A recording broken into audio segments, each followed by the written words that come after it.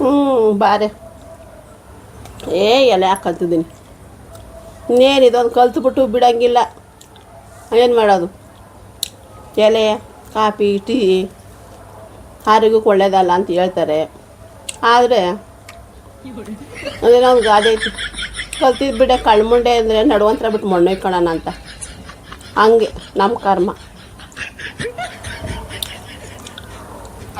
ಬಿಡೋಕ್ಕಾಗಲ್ಲ ಕಣೆ.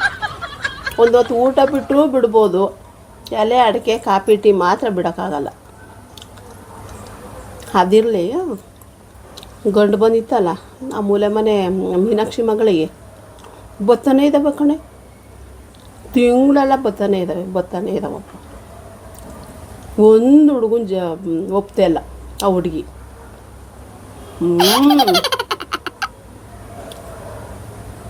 ಇನ್ನು ಅಂಥದ್ದು ಮದುವೆ ಮಾಡ್ಕೊಳ್ತಪ್ಪ ಅದು. ಮೊನ್ನೆ ದಿವ್ಸ ಬಂದಿದ್ದು ಭಾಳ ಚೆನ್ನಾಗ್ಯಾನ ಹುಡುಗ. ಹುಡುಗರು ಚೆನ್ನಾಗೇನೆ. ಮನೆ ಕಡೆ ಎಲ್ಲ ಭಾಳ ಅನುಕೂಲವಾಗಿದ್ದಾರಂತೆ ಕಡೆ. ಅದುವೇ ಬೆಂಗಳೂರಾಗೆ 2 ಬಿಲ್ಡಿಂಗ್ ಇದ್ದಾವಂತೆ. ಬೆಂಗಳೂರಾಗೆ 2 ಬಿಲ್ಡಿಂಗು. ಊರಲ್ಲಿ ಅವ್ರದ್ದು ಎಂಥದೋ ಊರು ಹೇಳಿದ್ರು ಕಣೆ, ಮಂಗಳೂರು ಹತ್ರ ಎಂಥದೋ ಊರು ಹೇಳಿದ್ರು. ಅಲ್ಲಿ ಅಡಿಕೆ ತೋಟ ಐತಂತೆ, ತೆಂಗಿನ ತೋಟ ಐತಂತೆ. ಆಮೇಲೆ 1 ಎಕರೆ ಏನೋ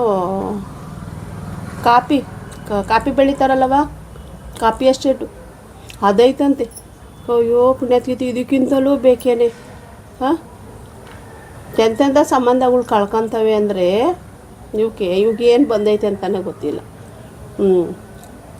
ಅವ್ರ ಅಪ್ಪ ಅವರು ಭಾಳ ಇಷ್ಟ ಆಗಿದ್ರು ಅಲ್ಲಿ ಕೊಡೋಕೆ.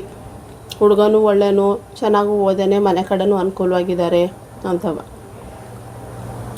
ನಾನು ಹೇಳ್ತಿದ್ದೀನಿ, ಅಷ್ಟು ಚೆನ್ನಾಗಿರೋ ಹುಡುಗನ ಇವಳು ಜರ್ದಿದ್ದಾಳೆ ಅಂದರೆ ಆ ಹುಡುಗ ಅಷ್ಟು ಚೆನ್ನಾಗವನೆ. ಆ ಹುಡುಗನ ಮುಂದೆ ಇವಳೇನೂ ಇಲ್ಲ. ಇವಳನ್ನೇ ಅವ್ನು ಬೇಡ ಅನ್ಬೇಕಾಗ್ತಿಲ್ಲ ಲೆಕ್ಕೊಂಡು ನೋಡಿದರೆ. ಹಂಗಿದ್ದಾಳೆ ಇವಳು ಅಂತನೂ ಆ ಹುಡುಗ ಒಪ್ಕೊಂಡಾನೆ. ಇದಕ್ಕೆ ಏನು ಬಂದೈತಪ್ಪ? ನನಗೂ ಏನೋ ಅನುಮಾನ. ಯಾರನ್ನ ಇಷ್ಟಪಟ್ಕೊಂಡೈತೋ ಏನೋ, ಯಾವಳಿಗೆ ಗೊತ್ತು. ಅವ್ರ ಅಪ್ಪ ಅವ್ರವ್ವ ಹೇಳಿದ್ರೆ ಅಯ್ಯೋ ನನ್ನ ಮಗಳು ಅಂತವಳಲ್ಲ, ಅಯ್ಯೋ ನನ್ನ ಮಗಳು ಅಂತವಳಲ್ಲ ಅಂತಾರೆ. ಇಂಥ ಗಂಡುಗಳೆಲ್ಲ ಜಗದ ಮೇಲೆ ಆದ್ರೂ ಸ್ವಲ್ಪವ ಅಪ್ಪ ಅಮ್ಮದಿರಿಗೂ ಡೌಟ್ ಪಡಲೇಬೇಕು, ಕೂರಿಸ್ಕೊಂಡು ಕೇಳಬೇಕು, ಯಾರನ್ನಾದ್ರು ಇಷ್ಟಪಟ್ಟಿದ್ವಿ ಹೇಳವ ಅಂತವ. ತಲೆ ಮೇಲೆ ಹೊತ್ಕೊಂಡು ಮೆರೆಸ್ತಾರೆ. ಬಿಡು, ನಮಗೆ ಯಾರನ್ನಾದ್ರು ಇಷ್ಟಪಟ್ಕೊಂಡು ಯಾರ ಜೊತೆಲಾರು ಹೋಗ್ಲಿ, ಹೆಂಗಾರ ಮದುವೆ ಮಾಡ್ಕೊಂಡು ಅದೇನೋ ಹೇಳ್ತಾರೆ ನೋಡಿ, ಮಾಡಿದವ್ರು ಪಾಪ ಆಡ್ದವ್ರು ಬಾಯಿಲ್ಲಂತ. ಹಂಗೆ ನಾವ್ಯಾಕೆ ಕರ್ಮ ಸುತ್ಕೊಳ್ಳೋಣ.